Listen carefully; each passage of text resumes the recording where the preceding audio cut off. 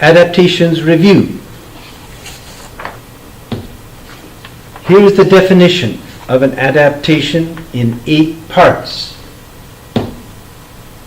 The important 8 parts are underlined.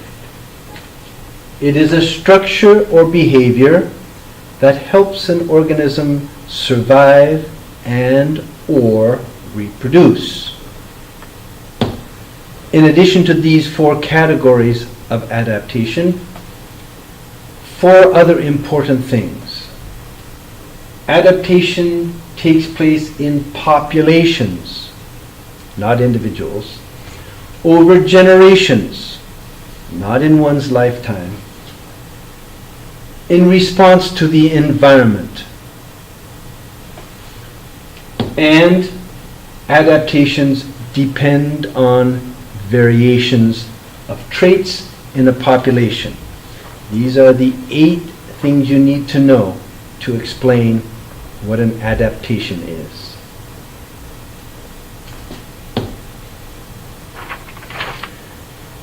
So the second question is about how long it takes for something to adapt. And we did an experiment with our computers and we found the following. It takes 2 generations, at least. One generation receives the impact of the environment. We call this the environmental pressure. In the case of the walking sticks, it was the predation of birds. And then it's in the next generation that there is a change in the coloration of the population. So it takes 2 generations at least, usually longer, for populations to change in this way.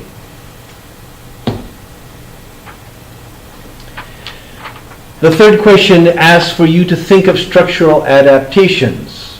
I hope you thought of your own. Here are 5.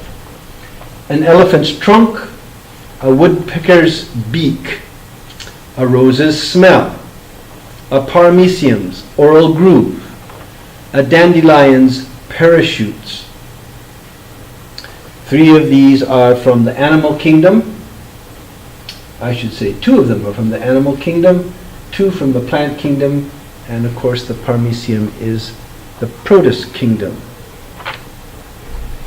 You should be able to think of behavioral adaptations. I should have said before, structures are physical parts of the body of an organism. Behavioral adaptations are things the organism does by instinct. You have to distinguish them from things that an organism might have learned to do. If the organism learned to do it, it doesn't qualify as an adaptation. So, behavioral adaptations, a cricket's chirping, California gull's migration, a cockroach hissing, a dog's growling, sunflowers turning to face the sun as it crosses the sky. These are adaptations that are behaviors.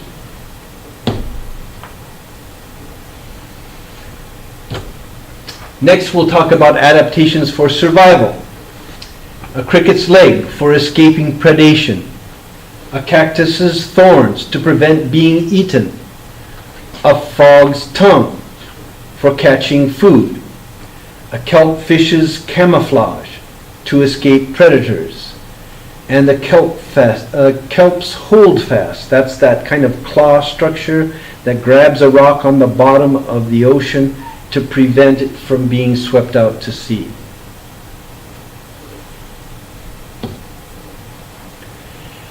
Now, finally, adaptations for reproduction.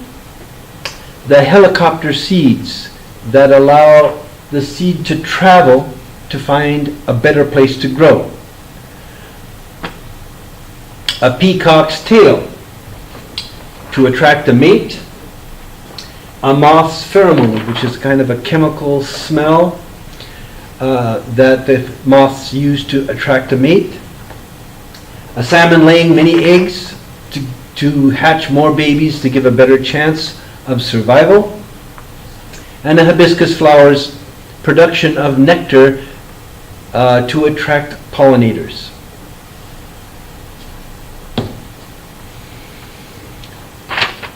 That brings us to number 7. Define these following terms.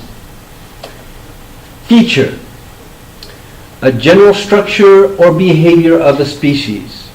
The whole population has the feature. All robins have wings. Wings are a feature of robins. A trait is the specific expression of the feature in an individual. Only some of the individuals in the population have it. Only some robins have longer wings. Other robins have shorter wings. These are traits. So variation means there are several traits for the same feature in a population. Walking sticks, the feature was protective coloration, and the traits were 3: brown, brown, and green.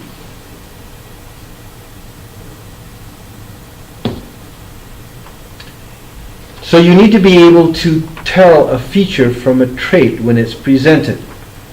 Look at these examples. A whole population would have legs. All horses have legs. It's a feature. Eyes would also be something a whole population would have. All frogs have eyes. It's a feature. All snails have shells. The whole population has it. It's a feature. All grasshoppers have biting jaws. It's a feature of the population.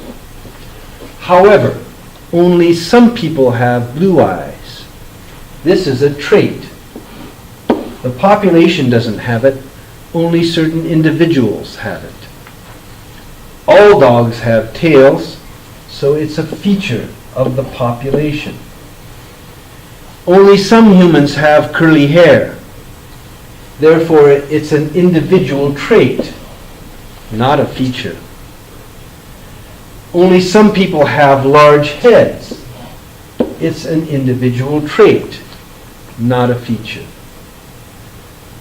Some horses have long legs. That makes it a trait. Other horses might have shorter legs.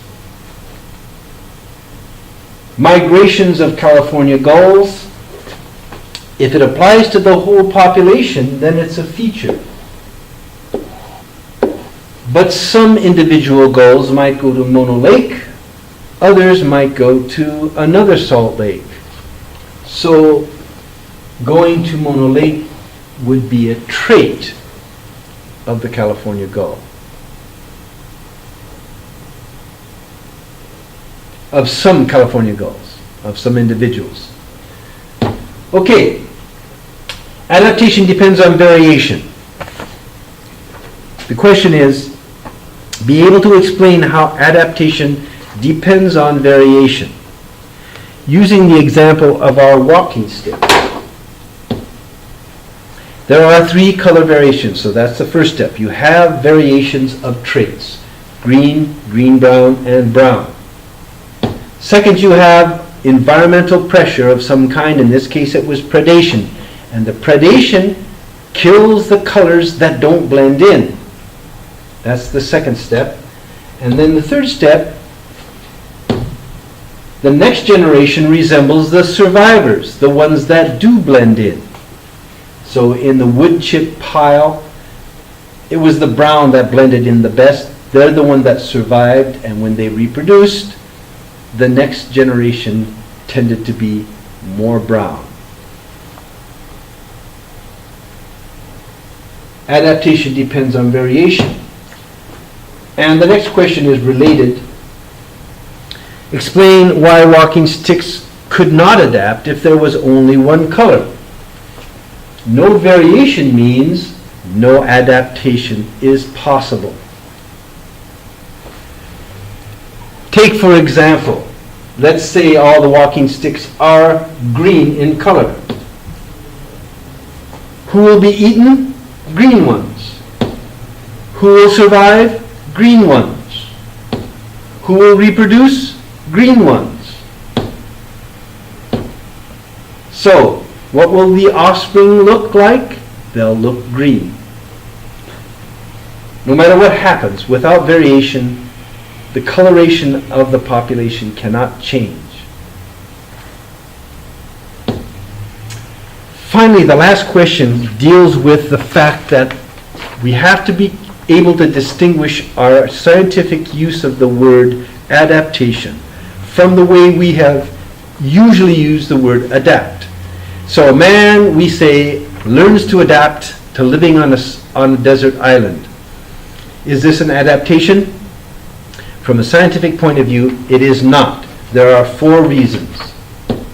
First, it is something that the man learned to do. Adaptations are not learned. Second, adaptations don't happen to an individual. This is an individual man on an island.